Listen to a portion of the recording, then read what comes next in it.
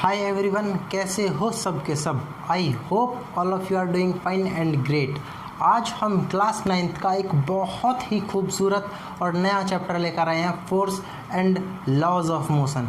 ये चैप्टर बहुत ही इंटरेस्टिंग और बहुत ही ज़्यादा प्रैक्टिकल है। इसके एग्जांपल हमारी रोज़मर्रा की ज़िंदगी में देखने को बहुत आसानी से मिल जाते हैं। बहुत इंटरेस्टिंग चैप्टर है, नया चैप्टर है। नई एनर्जी के साथ स्टार्ट करते हैं इस चैप्टर को। चैप्टर नंबर 9, नाम क्या है इसका? Force and laws of motion. पहले नाम से ही मतलब समझते हैं। फोर्स का मतलब बल यानी ताकत, लॉज मतलब गति के सिद्धांत।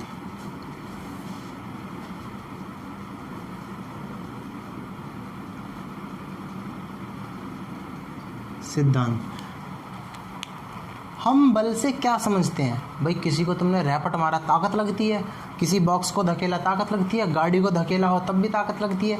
इसी को फोर्स कहते हैं। यानी जो भी हमारी ताकत लग रही होती है, और ज़रूरी नहीं है हमारी ही हो, धरती की वजह से भी ताकत लगती है। जैसे कि कभी रस्सी से बांध के पत्थर वत्थर डाला हो किसी धागे के ऊपर से या किसी रस्सी के ऊपर से, और फिर उसको देखते हैं वो नीचे की तरफ अपने आप धीरे धीरे छोड़ने पर आ जाता है, तो वो उसको बोलते हैं ग्रेविटेशनल फोर्स। उसके बारे में भी बात करेंगे। पहले हम बल की फील लेते हैं। बल होता है बेसिकली कुछ भी, धक्का, एक पुश यानी धकेलने को भी, इसको भी धक्का ही बोलेंगे, फोर्स बोलेंगे। और एक पुल, पकड़ के खींचने को भी धक्का ही बोलते हैं, फोर्स ही बोलते हैं। ठीक है। एवं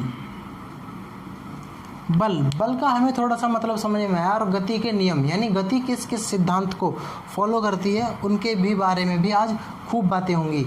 सबसे पहले हम देखते हैं बल से क्या फ़र्क पड़ता है। मान लो टूथपेस्ट हमारे घर में, टूथपेस्ट ट्यूब में रखी हुई है, ढक्कन लगा हुआ है, अपनी जगह पे वो रखी रहती है जहाँ पर भी रखी है। जब हम ब्रश लेकर जाते हैं टूथपेस्ट लेने के लिए, ढक्कन खोलने के बाद उस पर हम कुछ बल लगाते हैं, और बल की वजह से यानी फोर्स की वजह से उसके अंदर से टूथपेस्ट निकल के आकर ब्रश पर गिर जाती है। प्रेशर की वजह से, प्रेशर भी फोर्स ही होता है। कभी टूटी में से आ रहे पानी के पाइप में आगे अंगूठा लगा के दबाया हो तो वो भिज जाती है, छोटा एरिया हो जाता है, तो उसके कारण भी प्रेशर बनता है, और प्रेशर की वजह से पानी की धार दूर जाके गिरती है। ये भी हमारे फोर्स का ही एग्जाम्पल है। और फोर्स के एग्जाम्पल कहाँ देखने को मिल जाएंगे? कभी बैट बॉल खेला है? बैट बॉल खेलते वक्त जब बॉल आती है, बैट से मारते हैं शॉट, उस टाइम पे जब हम बैट में ताकत लगा के बॉल को हिट करते हैं तो बॉल बहुत स्पीड से जाती है। यानी फोर्स और मोशन यानी गति एक दूसरे से काफ़ी हद तक जुड़ी हुई चीज़ें हैं। कभी भी एक किताब अपनी टेबल पे रखी हुई अपने आप नहीं चल पड़ेगी, उसको हमेशा कुछ ना कुछ बल यानी फोर्स लगाना ही पड़ता है, कुछ ना कुछ इसमें ताकत लगानी ही पड़ती है। तो फोर्स की हमें फील आ चुकी है कि फोर्स होता है क्या है, धीरे धीरे समझ में आ रही हैं चीज़ें। अब सिद्धांत क्या, लॉज क्या होते हैं इसके?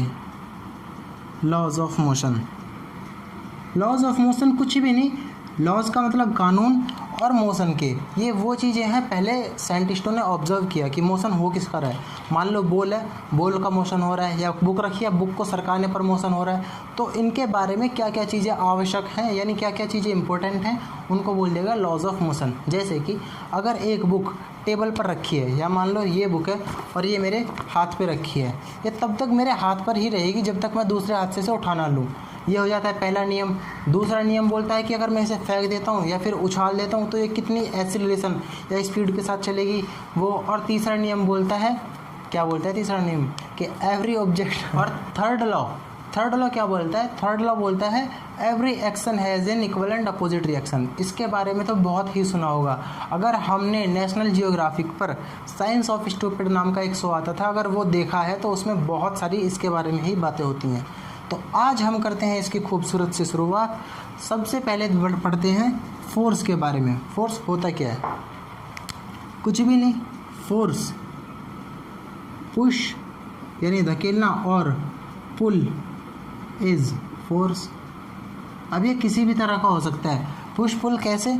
मान लो अगर हम एक स्प्रिंग को लें या एक रबड़ को लें और उसको खींचें तो उसमें टेंशन क्रिएट होती है, लेकिन छोड़ने के बाद वो अपनी वापसी फॉर्म में आ जाता है। क्यों? क्योंकि स्प्रिंग के अंदर एक टेंशन या रबर के अंदर एक टेंशन, खिंचाव, तनाव पैदा हो जाता है, जिसकी वजह से वो अपनी फॉर्म को, स्टेट को वापसी फॉर्म कर लेता है। तो जैसे स्प्रिंग का भी फोर्स होता है, स्प्रिंग फोर्स, जो गूंज की वजह से, कभी गूंज को पकड़ के यानी स्प्रिंग जो होती है उसको पकड़ के यूँ छोड़ा है, छोड़ने पर वो झन हिलती रहती है, और कहाँ जहाँ पर वो उंगली वगैरह में टकराएगी तो वहाँ पे दर्द भी होता है, मीठा मीठा दर्द भी होता है, तो वो होता है स्प्रिंग फोर्स की वजह से। दूसरा टेंशन फोर्स। टेंशन फोर्स ये स्ट्रिंग में क्रिएट होता है, जैसे कि अगर एक धागा खींचो, खींचते रहो वो खींचता जाएगा और एक टाइम पे वो टूट जाएगा, और जब टूटेगा तो उसके दोनों किनारे एक दूसरे की तरफ भागते हैं। क्यों भागते हैं? वो टेंशन फोर्स की वजह से ही भागते हैं। बलून, गुब्बारा ले सकते हैं हम, बलून को फुलाओ, फुलाने के बाद उसमें गांठ मार लो, गांठ मारने के बाद अब वो गोल गोल हो रहा है कतई, उसको दबाओगे तो वो ऊपर की तरफ निकल जाएगा, लेकिन उसके अंदर अब टेंशन, रबड़ है, रबड़ तो खींची है तो उसके अंदर टेंशन आ चुकी है, जैसे ही हम उसको छोड़ेंगे तो वापसी वो अपनी शेप में आ जाएगा।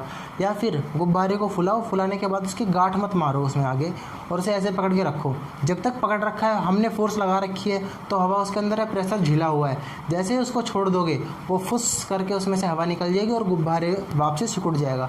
क्यों सिकुड़ेगा? क्योंकि उसके जो किनारे वाली सरफेस है, सरफेस यानी बाहरी जो परत है गुब्बारे की, रबर की जो है, उसके अंदर आ जाती है एक टेंशन, इलास्टिक टेंशन। उस इलास्टिक टेंशन को वो कम से कम रखनी चाहता है और इसीलिए वो धीरे धीरे सिकुड़ना स्टार्ट कर देता है और हवा बाहर निकलनी स्टार्ट हो जाती है। नोट करेंगे इसको। फोर्स भी, फोर्स के अब देखते हैं थोड़ा balance and unbalancing force. Balance and unbalance force, थोड़ा एनसीईआरटी की हेडिंग के हिसाब से चलेंगे। बैलेंस एंड अनबैलेंस, उसने एक हेडिंग डाल रखी है, कुछ भी नहीं है।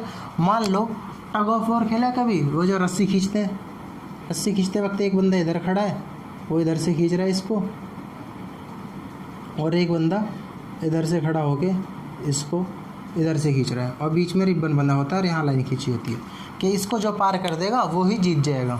ठीक है, जब हम इसको खींचते हैं दोनों तरफ से तो क्या होता है, अगर दोनों में बराबर ताकत है तो बीच में ही रुकी रहेगी, कहीं भी नहीं जाएगी, ना उधर की तरफ ना इधर की तरफ, बीच में ही रुकी रहेगी। यहाँ पर हो रही है बैलेंसिंग फोर्स कि जितनी ताकत ये लगा रहा है उतनी ही लगा रहा है। या फिर अगर मान लो ये इधर से एकदम से जनाब छोड़ दें, रस्सी को एकदम झटके से छोड़ दें, जो फिल्मों में दिखाते हैं 90s की, कि रस्सी खींच रहे हैं और उस टाइम पे छोड़ देते हैं तो हीरो हीरोइन आपस में जाके, तो अगर वो वाला सीन हो जाए तो ये अकेला जाके पड़ेगा। क्यों पड़ेगा? क्योंकि ये फोर्स लगा रहा है अपनी तरफ और उधर से कोई फोर्स लग नहीं रहा। जैसे ही उधर का फोर्स जीरो होगा, ये धड़ाम से अपने फोर्स की वजह से ही गिर जाएगा। इसको बोलते हैं बैलेंसिंग। फॉर एग्जांपल तुम एक और एग्जांपल देख सकते हो। मान लो एक ऐसी ट्रॉली है, उसमें दो पहिए हैं नीचे, एक तरफ तुम खड़े होकर धक्का लगा रहे हो इसको, ठीक है। अब ये ट्रॉली इधर की तरफ चलती जा रही है, लेकिन सामने से तुम्हारा भाई तुम्हें परेशान करने के लिए आ गया और आने के बाद उसने इधर से धक्का लगाना स्टार्ट कर दिया। अब तुम लगा रहे थे इधर फोर्स, भाई लगा रहा है इधर फोर्स, ओवरऑल फोर्स हो जाएगा बराबर। या तो तुम्हें ज़्यादा ताकत लगानी पड़ेगी ताकि ट्रॉली इधर से रुक जाए, और दोनों अगर बराबर ताकत लगाओगे तो ट्रॉली बीच में रुकी रहेगी, किधर भी नहीं जाएगी। ठीक है, ये हो गए बैलेंस्ड फोर्स। अब बैलेंस और अनबैलेंस में उसने एक चीज़ की और बात की है, जो कि फ्रिक्शन। अब फ्रिक्शन क्या होता है? मान लो हमारी किताब मेरे हाथ पर रखी है, ये किताब रखी रहने के बाद क्या ये चल रही है? नहीं। लेकिन अगर मैं इसे अभी धकेल रहा हूँ, मैं थोड़ा थोड़ा धकेल रहा हूँ, कर सकते हैं एग्जांपल साथ भी। अभी बुक लो, अपने हाथ पर रखो और उसको धकेलो, नहीं सरक रही, नहीं सरक रही, लेकिन एक चीज़ के बाद ये सरकना स्टार्ट हो जाएगी। अब ये शुरू में क्यों नहीं सरकी थी? फोर्स तो तब भी लग रहा है। भाई मान लो ये बुक थी अपनी,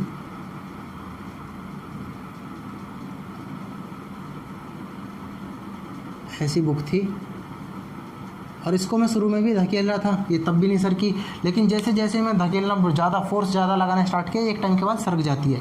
क्यों? ये क्यों एक टाइम के बाद ही सरकी, शुरू में ही क्यों नहीं सरकी? उसका भी रीज़न है। क्या है? जब बुक हमारी टेबल पर रखी हुई है,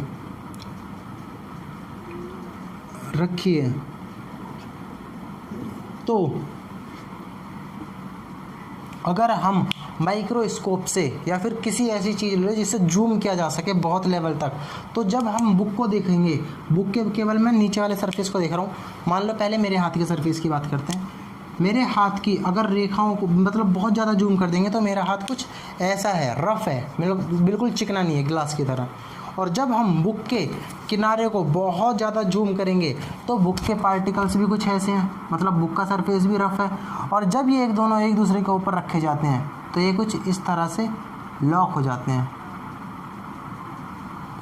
अब ये लॉक हो गए हैं, यानी मान लो ऐसे दांत से बने हुए थे और ये दांत आपस में लॉक हो जाते हैं, एक दूसरे में अटक जाते हैं।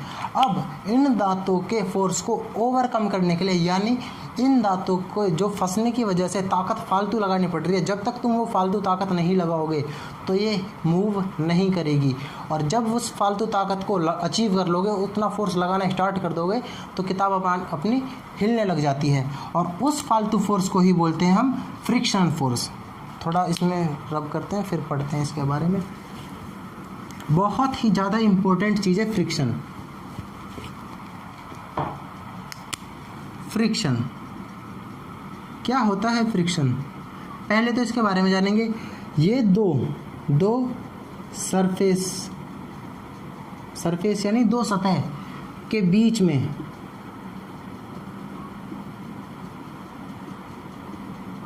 लग रहा फालतू का फोर्स।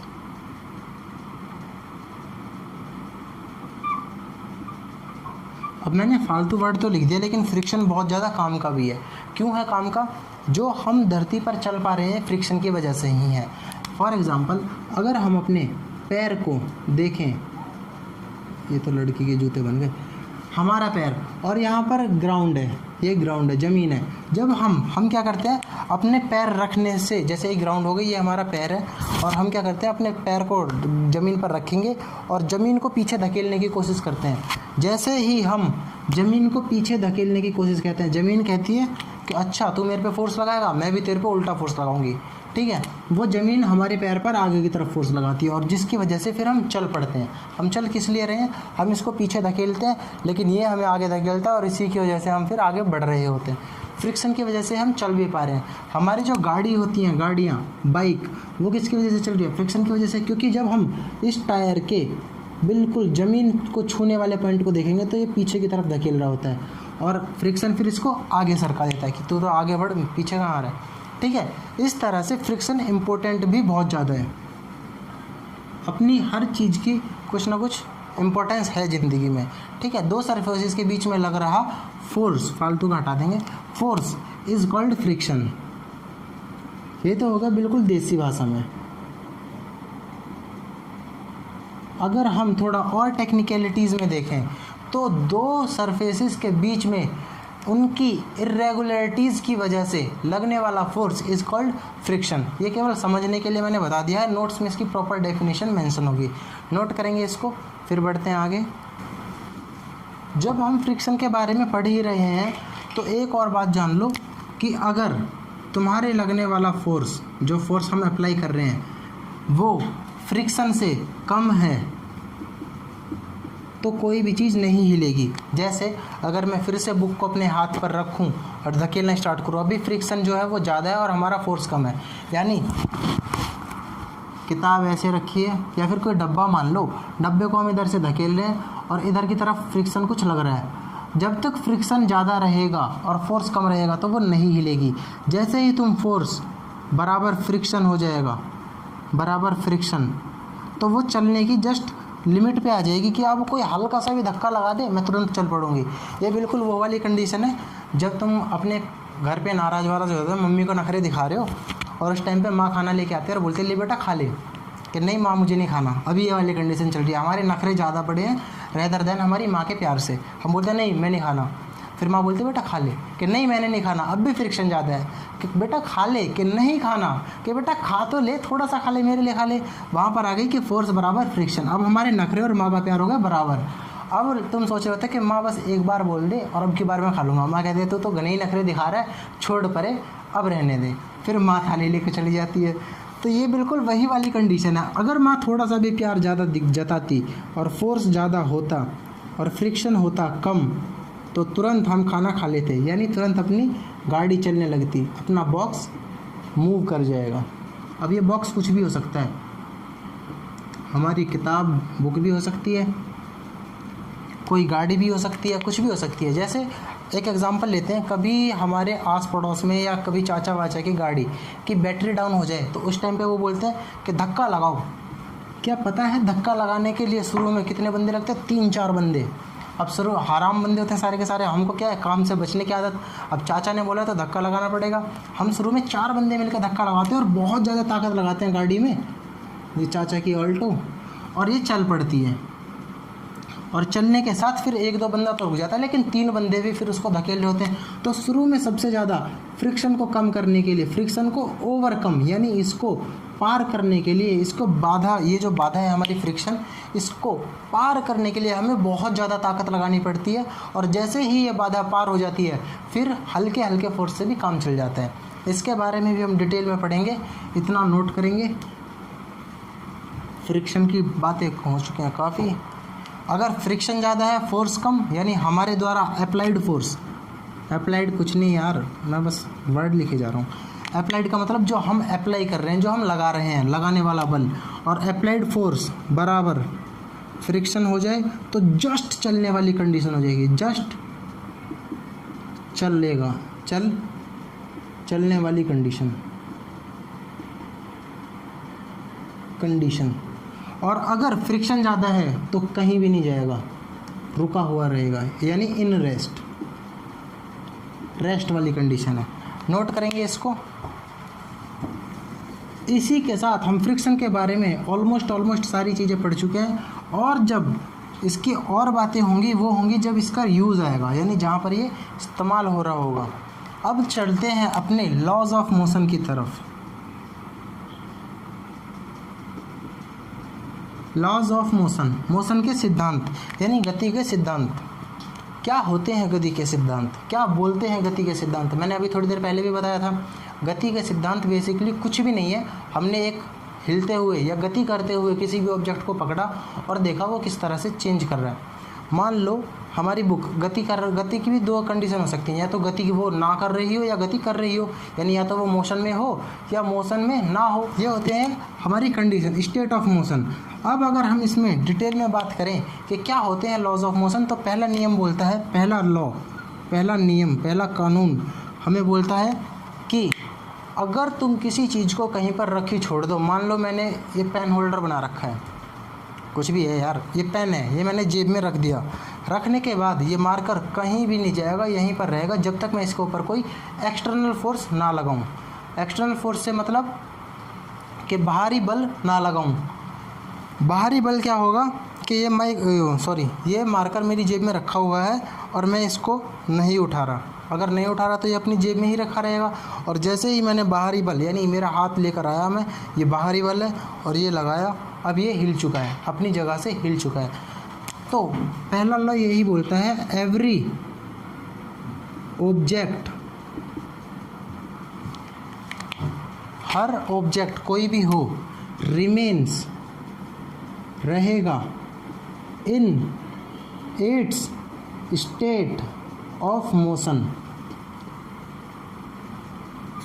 स्टेट ऑफ मोशन, अपनी मोशन की स्टेट में ही रहेगा। और state of rest, until and unless, जब तक एनी, कोई एक्सटर्नल, बाहरी फोर्स इज अप्लाइड। और किस तरह से इसका यूज़ है इसके बारे में जानते हैं थोड़ा। देखो बहुत ज़्यादा एग्जांपल है इसके। मान लो तुमने अपने रूम में ही चले जाओ, तुम्हारी चेयर एक जगह रखी हुई है, वो चेयर जब तक नहीं हिलेगी जब तक तुम उस पर कोई फोर्स ना लगाओ। अब फोर्स यही नहीं है कि तुम्हारी मस्कुलर पावर ही हो, फोर्स ये भी हो सकता है कि बहुत तगड़ी पावर का तुम पंखा चला दो या बहुत ज़्यादा स्पीड से हवा चलने लगे, वो भी तो कुछ फोर्स लगा सकती है, तो भी चेयर हिल जाएगी। लेकिन फोर्स किसी ना किसी रेस्पेक्ट में, किसी ना किसी टर्म में लगेगा ही, तभी उसकी स्टेट चेंज होगी, यानी मोशन या रेस्ट की कंडीशन तभी उसकी चेंज होगी, जब तक कोई फोर्स अप्लाई नहीं होता। बुक अगर टेबल के ऊपर रखी है तो वो टेबल के ऊपर रखी ही रहेगी जब तक या तो तुम उसे आके ना हिला दो या कोई इतना बड़ा तूफान ना आ जाए कि तुम्हारी टेबल वेबल हवा में उड़ रही हो या बुक हिल जाए, ठीक है, तब तक वो अपनी स्टेट में रहेगी, जो वो रुकी हुई है या नहीं रुकी हुई। ठीक है, नोट करेंगे इसको, फिर आगे बढ़ते हैं। तो आज के लिए केवल इतना ही रखते हैं। हम फर्स्ट लॉ को डिस्कस कर चुके हैं, बचे हुए 2 लॉ अगले लेक्चर में डिस्कस करेंगे। बहुत ही इंटरेस्टिंग और मज़ेदार शानदार चैप्टर है अपना ये। Force and laws of motion, इसको रिवाइज करते रहेंगे ताकि हमारी कॉन्सेप्ट पे ग्रिप बनी रहे। लॉजिकल भी बहुत ज़्यादा है, बच्चे कंफ्यूज भी बहुत आसानी से हो जाते हैं इसमें, क्योंकि कॉन्सेप्ट क्लियर ना होने की वजह से। इसलिए लगातार रिवाइज करते रहो ताकि अगले कॉन्सेप्ट को हम ग्रिप कर पाएँ। अगले लेक्चर में तभी प्रोसीड करेंगे जब प्रीवियस लेक्चर को 3 से 4 बार रिवाइज कर लेंगे। तो मिलते हैं अगली वीडियो में, तब तक के लिए स्वस्थ रहें, मस्त रहें और पढ़ाई जरूर करते रहें। Bye bye guys.